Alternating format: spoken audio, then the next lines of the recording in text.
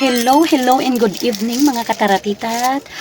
For today's video, for this evening, for tonight videos mga kataratitat is dito po kami natulog sa, first time po naming matulog dito sa aming van.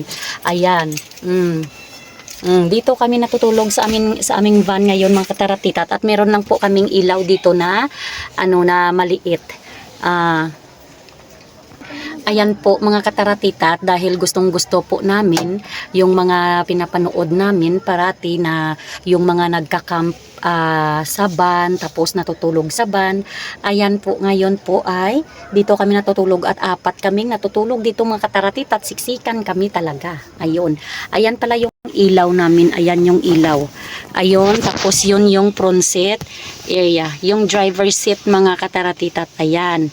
Tapos dyan po, andyan si Inday, yung panganay, ayan.